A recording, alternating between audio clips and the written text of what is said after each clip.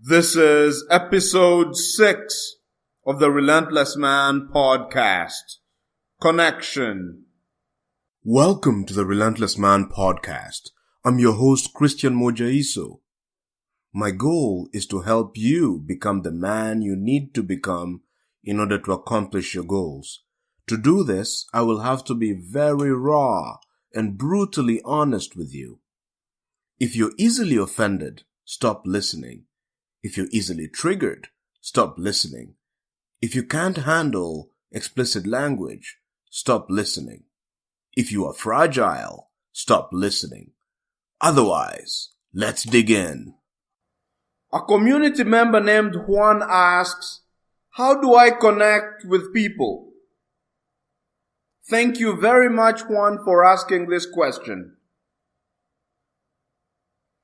We will certainly be exploring, but what we will not do is tell Juan what to do. Why? Because the ideas in this podcast are a result of my own thinking and are the brainchild of the reality that I am facing. However, my reality is not the same as Juan's reality. And as such, not all the ideas expressed in the podcast might actually apply to Juan's situation. In fact, some of them might even be detrimental to the situation he's facing. And as such, I recommend that Juan listen carefully to the podcast, but ultimately be selective in what he chooses to apply and what he chooses not to apply, because certain things are going to work for his reality and others are not going to work. Let's now begin the exploration process.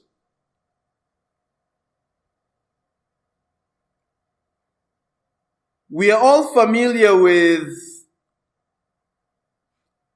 connection in the real world. For instance, when two people are in love, we say they are connected. When we can say that you're connected to your mobile phone, perhaps because you're using it all the time. We look at drug addicts and we realize that they are connected to the drug. So connection is something we intrinsically and intuitively can sense and have an understanding of. But still, it begs the question, is there a definition of connection? Can we actually capture this idea in a definition? This is the focus of this part of our exploration process. Actually coming up with a definition of connection. We say two objects are connected if one of them satisfies the needs of the other. This is a little technical, so let's look at it with some examples. Let's think about you and your phone. You have a need. You want to communicate with your friends. You want to communicate with your family members. Sometimes they're in close proximity to you, and so you can communicate with them verbally and directly. But sometimes they are a distance away, or maybe even a continent away, and you want to be able to communicate with them anyway. In this situation, there is something that can satisfy your need, and that's the phone. You pick up the phone and suddenly you're able to communicate with your family or people that are far away from you. So the phone then is satisfying a need that you have. And once that happens, we say that you are connected to your phone. You have other needs, for example, hunger. When you're really hungry, you need something to satisfy your hunger. Well, we call that food. You ingest food in your mouth and suddenly you're not hungry anymore. So we say that the food is satisfying a need that you have, hunger. And so then you are connected to the food. Now, our definition has a little kinks in it, so we gotta be careful. We say that two objects are connected if one object satisfies the needs of the other. But what is a need? Because there's actually a difference between a need and a want. A need is the sort of thing that if we deprived you of it, you wouldn't be able to function. Think about food, for instance. If we deprived you of food, then you'd starve to death. You cannot function without food. In that sense, then, food is a need and not a want. How about chocolate? Well, if we deprived you of chocolate, sure, you're going to be depressed and maybe you'll get a little angry. That's if you're like a chocolate addict. But the truth of the matter is, if we deprived you of chocolate, you're still going to be able to function. How do we know this? Because our ancestors have functioned for millennia before the invention of chocolate. So it's possible to survive without chocolate. In this case, then, chocolate is a want. It is not a need. So, in our definition of connection, we're saying you're only connected to something if it satisfies a need you have. Not a want. We're talking about a need here. The other thing is that connection can be two-way or one-way. What does this really mean? For instance, when we talked about you being connected to your phone, the phone is satisfying a need you have, but you're not really satisfying a need that the phone has. The phone is inanimate and has no desires of its own. So you're connected to your phone, but your phone is not connected to you. And so this is a one-way sort of connection. But there are examples of two-way connections. Think about you and your boss, for instance. You need a job, you need money. Your boss satisfies that need by giving you employment. So you're connected to your boss. Well, your boss needs something as well. Your boss, he needs his business to produce a good product or service. And they need people to create this product. So you get employed and you satisfy the need of the boss, which is a good product or a good service. So the boss then is connected to you. In this case, we have a two-way sort of connection. You are connected to your boss and your boss is connected to you. We've now captured a definition of connection. A natural question to think about is, are there different types of connections? What types of connections are there? There are many types of connection, but in particular there are three major ones. And so we're going to explore those now. Think about the relationship between your body and, say, your right arm. If you lost your right arm, would your body be able to survive the rest of the body without the right arm? The answer is yes. It would be difficult. You might not feel as comfortable because the body evolved to work, the human body evolved to have two arms. So if you don't have your right arm, it's going to be uncomfortable, but you're able to survive and live on. You don't die just because you lost your right arm. So in this case, would say that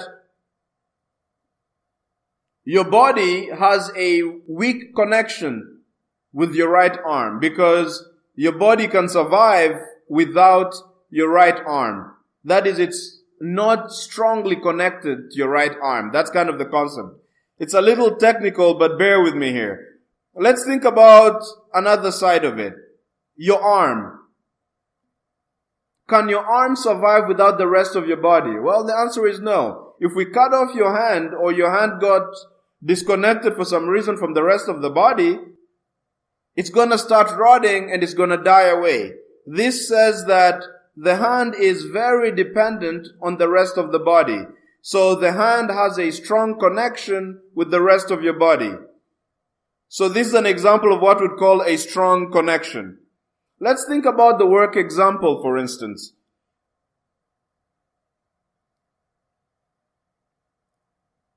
If you're employed, most employed people depend on the boss's salary in order to live and have a good life.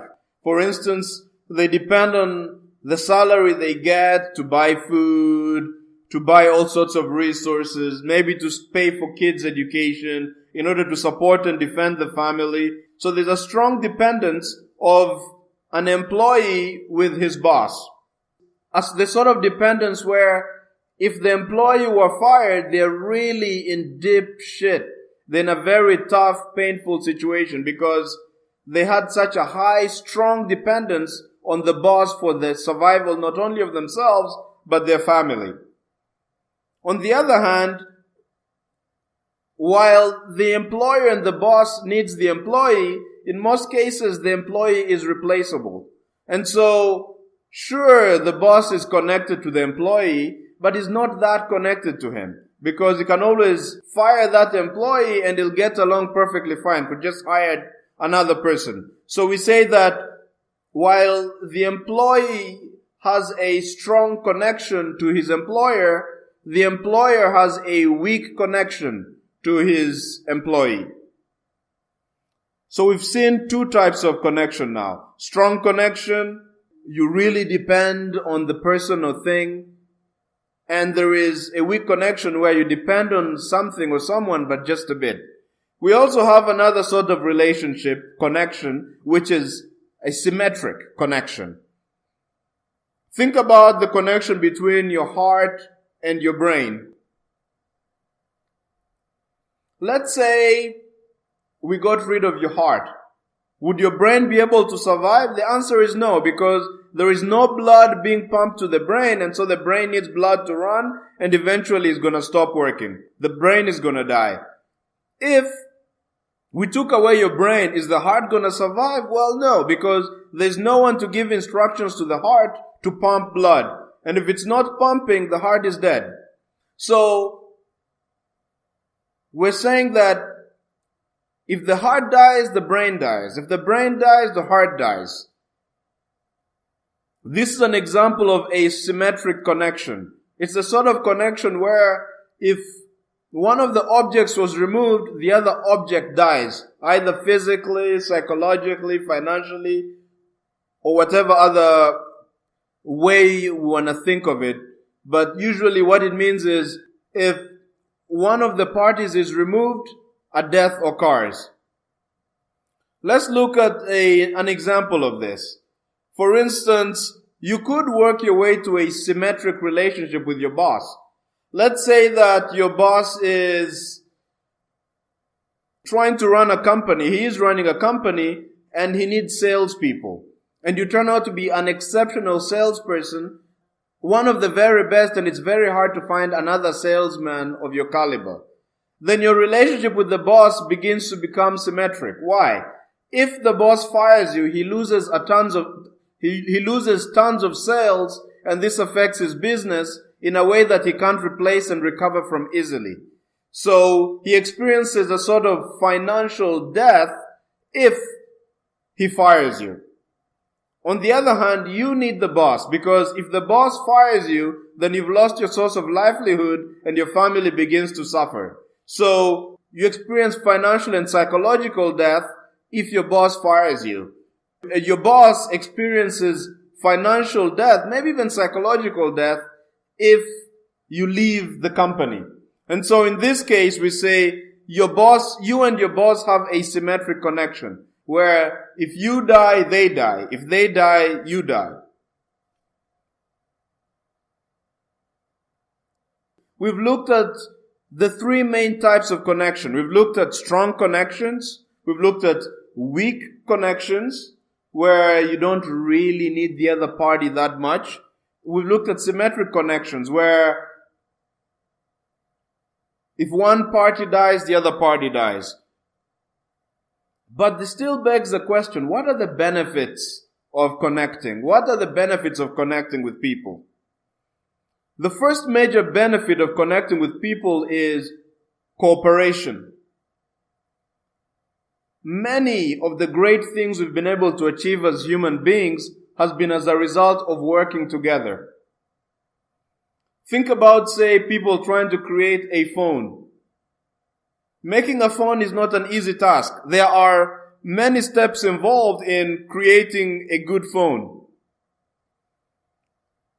We might have someone who's very good at writing code, but they need someone who's able to design the aesthetics of the given phone. And so suddenly, this programmer needs someone who's well versed in aesthetics and beauty. And maybe these two people need someone who needs to market the phone. And so suddenly we have another connection. And these many connections between the engineers, the mathematicians involved, the design people, the business managers, all these people connect and cooperate in order to create the product. And so connection is making it possible for them to create a great phone. And literally, there are so many things in society that we are proud of that are as a result of people connecting and therefore collaborating and therefore making great products or scientific discoveries. That is one benefit of connection, is if you learn how to connect with people, then you'll be able to cooperate with them and accomplish things that you might not have been able to accomplish on your own, or accomplish things that on your own would have taken you an unreasonably long period of time and perhaps an unreasonably large amount of effort in order to accomplish. What other benefit is there of connecting with people? The other benefit is that, as we said in the definition, if you connect with something or someone, then that thing is satisfying a need that you have. So one benefit of connecting then is to satisfy your needs. If you need, say, customers to give you money, well, if you really want to get this money, one way to do it is to actually connect with the customers. Because if you connect with the customers, then they're also going to give you what you need. And so that becomes one benefit of connecting with people, is because if you connect with them, especially if you give them what they need, they also tend to give you what you need. Another benefit of connecting with people is that it feels good. Not always, of course. Sometimes some connections can be very toxic. Think of a very toxic relationship, and they can be really painful. But not all connections are like that. For instance, think about being in love with someone. This is a very deep connection. It's the sort of connection that can bring a lot of joy. Suddenly, you don't feel alone. You have a partner in life. Usually when you go out to the work world, you have to be vigilant. You have to watch out for passive-aggressive people that are trying to take you down. But with a partner, someone you're in love with, you might never need to do that. You could be completely yourself. You look in their eyes and you feel at peace.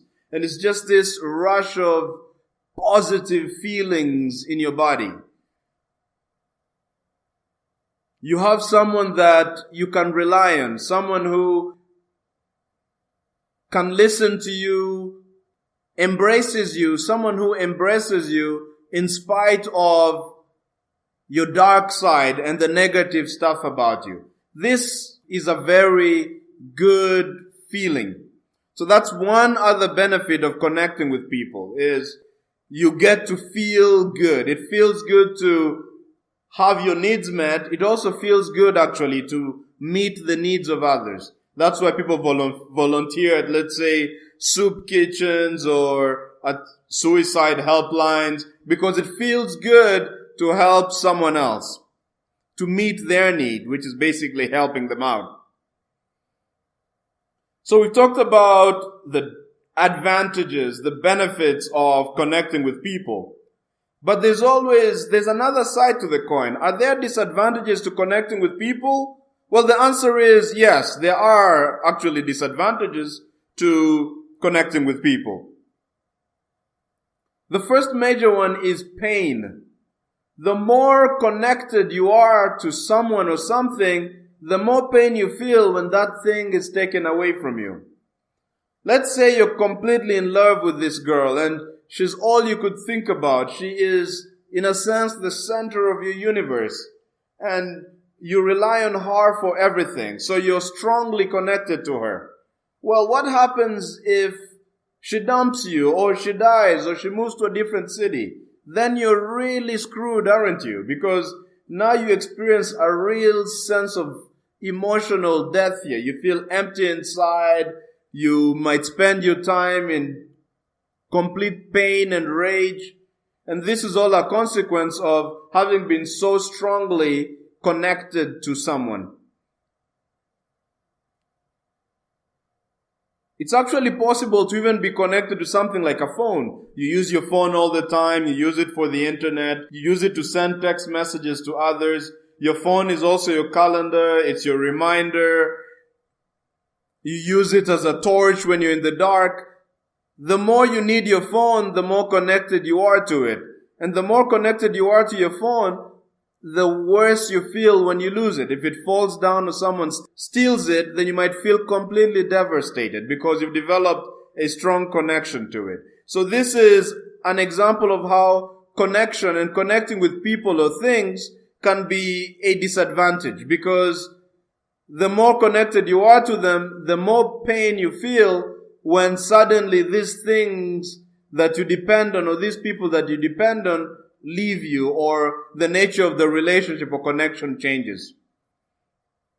Another disadvantage of connecting with people is the problem of power. The more connected you are to someone or something, the more power that thing or person has over you. Think about the scenario of a boss. You're an employee and you have your employer. Usually, while the employer needs you, they don't need you that much. They have a weak connection to you. That is, they can fire you anytime and replace you. So they don't get completely devastated if you leave them. But usually for most employees, the employees need the boss. Basically, their life falls apart if they get fired. What does this mean? It means that the employee has a strong relationship or a strong connection with their boss, which naturally means that the boss has a lot of power over the employee. Because the employee, everything the boss says, the employee will basically have to do. Because if he doesn't do it, then he faces the risk of getting fired. So the boss gets a lot of power and leverage over the employee. Why? Because the employee has a very strong connection with the boss.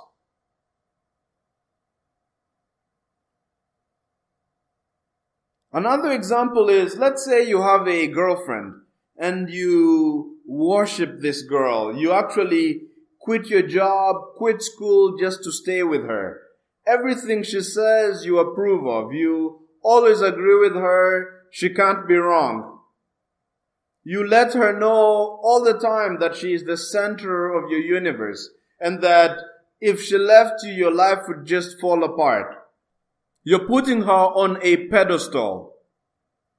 What do you think is going to happen then? Well, the first thing is, if you really depend on your girlfriend for your sense of self-worth, for meaning, you depend on her maybe even financially, you depend on her approval to feel good about yourself. Once you get in that situation, you become in a situation where you really need this girlfriend of yours. Your dependence or connection to her is very strong. And it might be very likely that her connection to you is not as strong. Actually, it doesn't even matter what her connection is to you, because if you're strongly connected to her, then she has a lot of power over you, because now when she insults you, you can't really leave her or tell her to stop doing that or have an argument with her, because you face the threat of her leaving you. If she leaves you, then suddenly you're going to break down and your world is going to be destroyed. So, by putting her on a pedestal, you're putting her in a position of power over you. And power messes with everybody's brain. Managing power is not easy. It's a skill, which means that most people are not good at it. It also means that, statistically speaking, this girlfriend of yours, when you put her on a pedestal, is unlikely to use the power that she gains. She's unlikely to use that power nicely. She might actually abuse it, insult you, treat you like crap, because she knows you're so connected to her that you're not going to leave. This is an example of where becoming connected to someone, especially becoming too connected to them, causes you to lose power and gives the thing or person you're connected to a lot of power over you. We're trying to answer Juan's question of, how do I connect with people? So far we've talked about the disadvantages of connecting with people. And these disadvantages can be really severe actually. Think about the pain that one would experience as a result of, let's say, someone they're really connected to leaving them. That pain is real and it's extreme. It can be extreme. Also, the feeling of not having any power because you're so connected to someone and so they have so much power over you. That feeling is not good because there's something in the human psyche that loves to be free and to have power and control. And the feeling of losing one's power and being overpowered by someone else that we need so much is not generally a great feeling.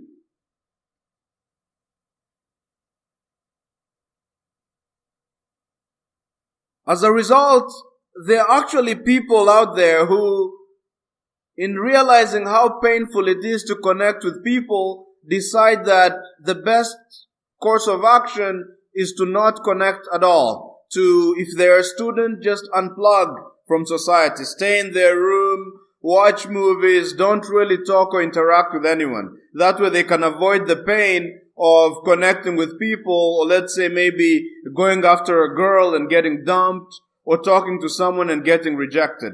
If the person is more adult, maybe it could be if they have some money, they could decide to buy a cabin in the woods, find a cave and isolate themselves there. That way they can avoid connecting with people. So a natural question to think about is isolating oneself and not connecting to anybody a good idea? Let's dig into this. We'll think of an analogy here. Imagine someone is a boxer and they find themselves in the ring and they have an opponent. And their opponent is some other boxer. As the match is about to begin, it suddenly hits them that they could actually get seriously hurt in this boxing match. The opponent could punch them and destroy their beautiful teeth. The opponent could hit them in the back and paralyze them. He could maybe punch them in the face, break their skull, and give them permanent brain damage. He looks at all the deadly and painful scenarios that could come out of this boxing match, and let's say he gets so freaked out, he runs out of the ring. Now, would we give this person who ran out of the ring a medal for being a great boxer? Well, the obvious answer is no. Why? Because they behaved in a cowardly way. If we're going to give them a medal, we're going to give them a medal for cowardice and stupidity. For thinking that avoiding the pains of being punched in the face by running away is the best way to become a great boxer. This is obviously foolish, isn't it? Because if you want to become a great boxer, then you cannot avoid punches. Part of being a boxer is taking the punches. The great boxer, the boxer we admire, is the one who's able to minimize the amount of pain he receives, the one who's able to deal and handle with the pain and fight in spite of it and win anyway. That's the sort of person we admire. Not the person who, in an attempt to escape the pain, runs away from the ring.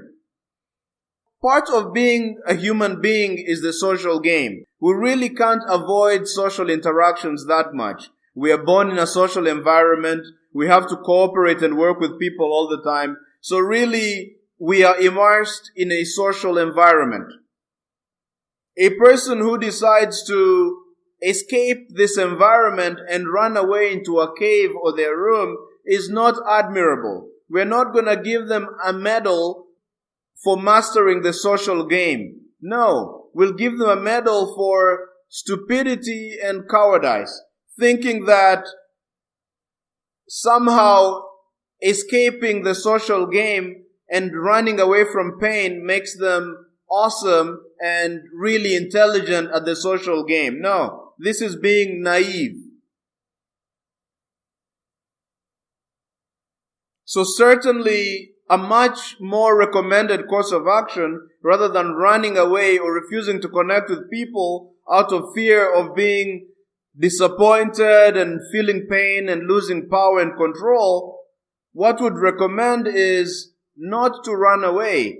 We instead would recommend that the person understand the social game, understand how people function, figure out how much, how little to connect with different people, and to be able to thrive and master the social game. The person who's able to thrive socially and knows how much to connect is the person we admire. And this is what I would recommend that you do. That you figure out how to function socially, how to connect with people, as opposed to running away from connections altogether. However, it's possible that maybe this is not so convincing. Is there another reason why not connecting with people is a bad idea? As we mentioned before, part of being human is being social. In particular, if you're an ambitious person, then you want to achieve big things, massive goals. And to achieve massive goals, more often than not, you need to cooperate and work with others. Cooperating and working with others means connecting with people. So, not connecting or isolating yourself into a room or a cave is very likely going to jeopardize the possibility that you'll actually accomplish your goals. That being said, are there conditions under which it's a good idea to not connect at all? The answer is yes. There are such situations. Think about monks, for instance. There are some monks who completely isolate themselves from society. They go to some cave and they meditate. They look deep within and they achieve enlightenment. This is obviously something admirable, and we wish there were more people in society that were enlightened. This is certainly something worth pursuing, and there is a subset of people in the community, you may be one of them, for whom it's actually a great idea to completely detach from society in order to discover yourself and to develop a deep connection with nature. However, this complete isolation and lack of connection to people is only encouraged. I would encourage it if you're not choosing to not connect with people because you're afraid of the pain that comes from connection and the various complexities that come with trying to connect with people. Another really important thing to think about when we explore this question of connection is, we talked about the different types of connections. But the natural question to ask is, what sorts of connections should we strive for? Should you, for example, be really connected to people? Should you not connect as much? Should you find yourself in symmetric connections with people? The sorts of connections where if you left them, then they'd collapse and crumble, and if they left you, then you'd collapse and crumble. Let's analyze this issue a bit. What sorts of connections should one strive for? As a general rule of thumb, you don't want to keep yourself very or completely dependent on any particular person or thing.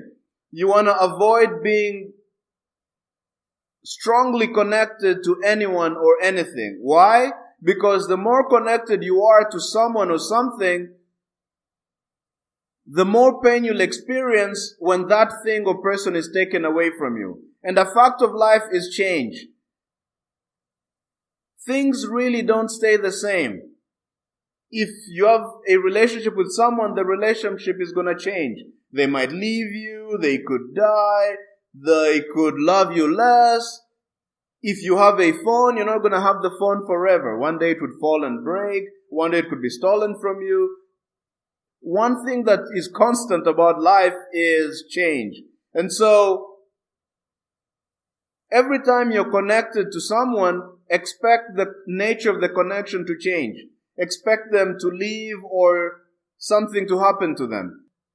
As a rule of thumb, you don't want to be too connected to any person, because if they leave you, you're going to be in so much pain. If you are too connected to them, you might actually crumble, suffer a physical or emotional collapse, and that is not where you want to be.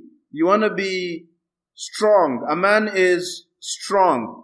He's the sort of person who, no matter what happens to them, they come out of it stronger and they're still able to conquer life.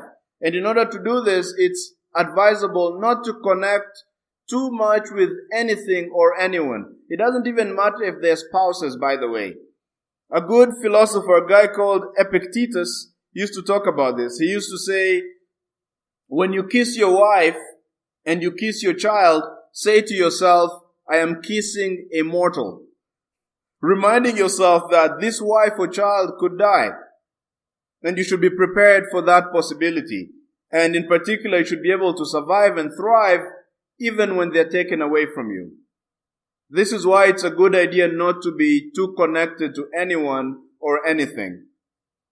That being said, are there situations where you have to be very connected to someone or something? Well, the answer is yes.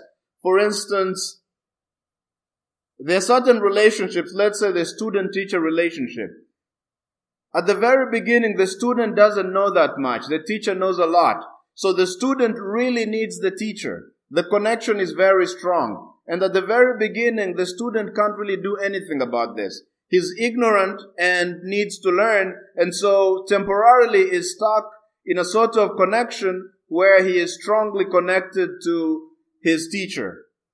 However, he realizes that he is strongly dependent on the teacher, but does not plan to stay there. So the student learns as much as he possibly can, thereby reducing the connection and the dependence he has on the teacher. And in the final culmination, when the student has mastered the subject, he doesn't need the teacher anymore. And now the connection with the teacher has become not as strong as it used to be, much less. You could think of a situation where we have a quadriplegic, sort of person who's paralyzed from the neck down. They can only move, say, their eyes and maybe speak and think, but they can't do the motion of anything below the neck has completely been taken away. For such a person, unless there is some technological advancement, physical dependence on others is going to be a fact of life for them. They're always going to have to rely on other people in order to survive physically. It would not do any good for such a person to somehow deny the fact that they're dependent on others. They just have to realize that this is part of their existence. They're going to be strongly and heavily dependent and connected to other people for their physical survival. However, they might compensate in some other ways, perhaps become really deep thinkers, thereby creating a scenario where, while they depend on others in order to function physically, other people depend on them for their brilliant ideas. And so they create a sort of symmetric relationship where if suddenly they were to go away, then people would suffer because they don't have his great ideas. And if those people were to stop taking care of him physically, then he'd also die because he'd not be able to take care of himself because he's a quadriplegic and can't move any other parts of his body. So in this case, the best case scenario might be to somehow compensate and create a relationship with people that is more symmetric. The moral of the story here is that life is complex. There is no one answer to the question. Ultimately, what connection you should strive for stems from the situation and the reality in which you find yourself. And it's an art figuring out what sort of connection and to what degree you should connect with a given person or thing.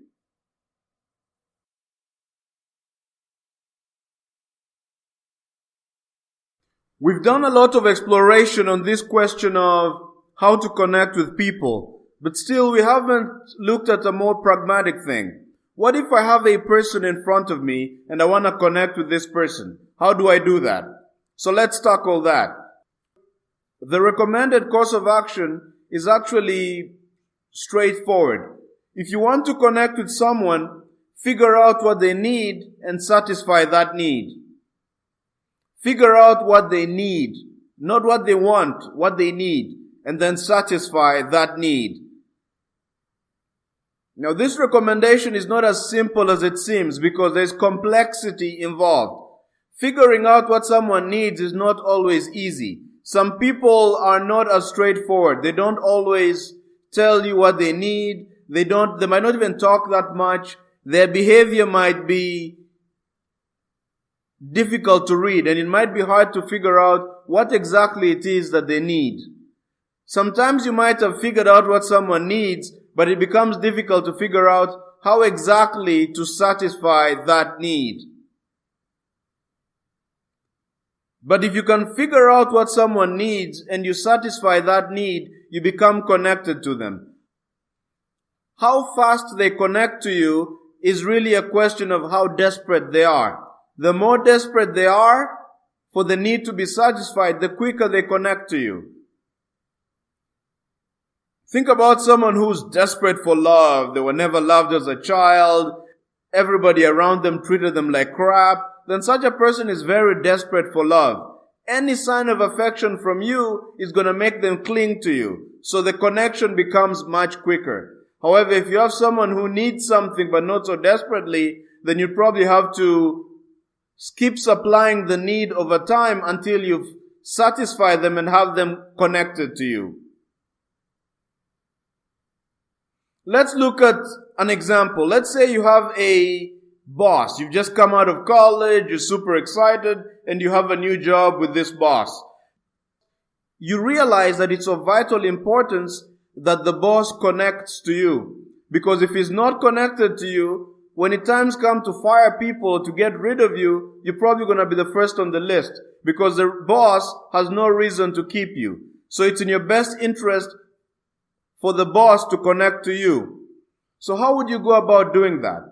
So first step is you want to figure out, what does the boss need? So you sit down and think about it and realize, oh my, the boss actually has very strange behavior. For example, he's always talking about how smart he is. Every time he makes mistakes, he sweeps them under the rug. He doesn't like people that are smarter than him. Every person in the company who came in and was smart somehow got fired. He doesn't like people that are more attractive physically than him. So he's always berating them or talking about how they have a crappy shirt or bad shoes, always trying to demean them whenever they look more physically attractive than him. Whenever this boss is in a meeting and someone comes up with a brilliant idea, the boss gets angry and starts grimacing. He doesn't like anyone outshining him intellectually. Given this information and you need to connect to the boss, how would you realize this? How would you successfully connect to such a boss? The first thing to consider would be, if this boss is always trying to show how intelligent he is and how attractive physically he is, then it's probably likely that he doesn't feel attractive, he doesn't feel intelligent. That is, the boss is actually insecure. Well, what does an insecure person need? Answer, security. Pretty straightforward. So what do you do next? You figure out a way to keep supplying and feeding security to this boss. You tell him about how intelligent he is. Every time he comes up with an idea, you talk about how brilliant that idea is. You tell him things like, when you're in college, you met a lot of smart people, you met a lot of brilliant professors, but you've never met anyone as brilliant as he is. Obviously, you have to be careful not to be too obvious, but if you keep supplying security to the boss, he begins to rely on you for his self-confidence and sense of security. You compliment him on his hair, you compliment him on his intelligence. Next thing you know, he's getting more and more connected to you. Don't be surprised if this boss actually defends you, and anybody who tries to mess with you or talk ill of you gets a personal attack from the boss, because you've figured out what he needs, security, and you've supplied that need constantly. You've made him feel secure every time. Now naturally you may be thinking to yourself, but Christian, this feels so manipulative. It feels so immoral. My answer to that is, Life is complicated. It's not all beauty and light. Sometimes there's darkness in the world. There are ethical people, but there are also unethical, dark, and evil people. When you have a nice ethical person, like let's say if the boss were nice and ethical, and all they care about is a great product, for instance, then when you have an employee who's intelligent, who's giving them brilliant ideas, then they get more connected to that employee because all the boss wants is good products. And smart employees bring about good products. You'd be able to have the boss connect to you without having to do anything you consider unethical. But not all bosses are ethical. Some of them are dark and evil, like the insecure boss we saw. Other bosses are trying to crush you. They're trying to keep you under their thumb. They're trying to undermine you. There's all sorts of personalities out there. There are people who are dark. And when it comes to people who are evil and people who are trying to crush you, it's wise to be manipulative, at least a little manipulative. But ultimately, I recommend drawing a line, figuring out what line you're not willing to cross. For example, you could say, I'm willing to rise in this company, or I'm willing to do whatever it takes to connect with this boss, except for, say, killing. I'm not going to kill in order to move further ahead. You can say, I'm not going to steal in order to move further ahead. Or I'm not going to do sexual favors in order to get promoted. So you draw a line in the sand of just how far you're willing to go in order to advance yourself. But ultimately, given the fact that they are dark people, and they are people who, if you play nice, are still gonna play unethically with you, a certain level of manipulation seems to be necessary. However, the main point is, it doesn't matter if you're dealing with a completely ethical person, an unethical person, a person who is a mix of them. If you want to connect with them, the principle is still the same. You figure out what they need, and you satisfy that need. Now, we've looked a lot at the topic of connection, but we've only scratched the surface. There's still so many questions out there about connecting with people. And I might have sparked your interest here in thinking about connection. So, I do actually have resources for you if you want to dig deeper into this whole idea of connection. There is a book called How to Win Friends and Influence People, written by a guy called Dale Carnegie. He was a self-help coach, and he wrote many books, but in particular one of his masterpieces was this book, How to Win Friends and Influence People. So please check it out. I highly recommend it. Juan, I hope we've given you enough data, enough information to actually synthesize and come to our own conclusion about how you're going to go about connecting with people in your environment. Thank you very much for listening to this podcast episode. If you liked it or found it to be of value, please subscribe, rate, and review us on iTunes and Stitcher and any podcast app. Every time you subscribe and rate us, we rise in the rankings of iTunes and Stitcher, which means that anybody who is trying to find this podcast can find us more easily.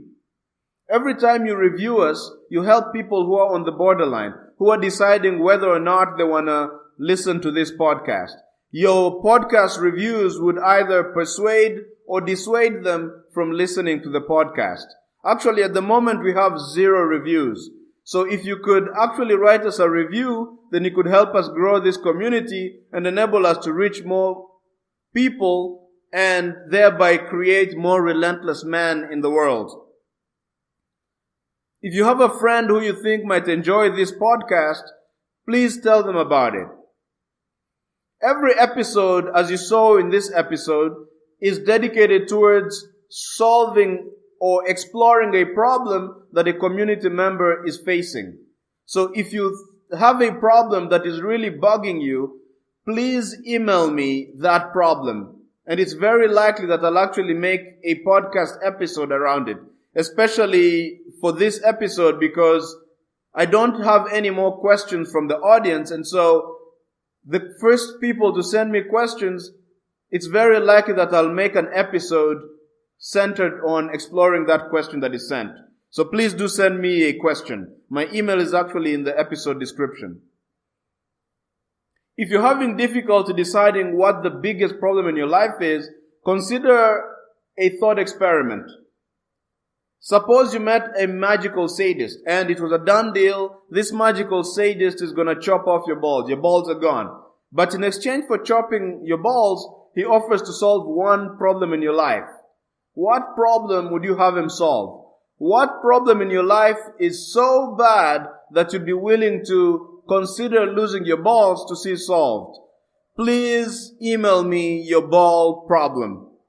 If you like this podcast, please email me. Let me know what part you really like. That way I could continue doing them and enable more people to be influenced and touched by the message of this podcast. In particular, if you want to help, try figuring out what I'm doing wrong. Maybe poke holes into the ideas and the concepts that are presented in this podcast. If you do this, then I can improve on the next podcast episode and make sure that any future people that listen to the podcast get greater value from it. If you hate this podcast or hate parts of it, I'd especially like to hear from you as well.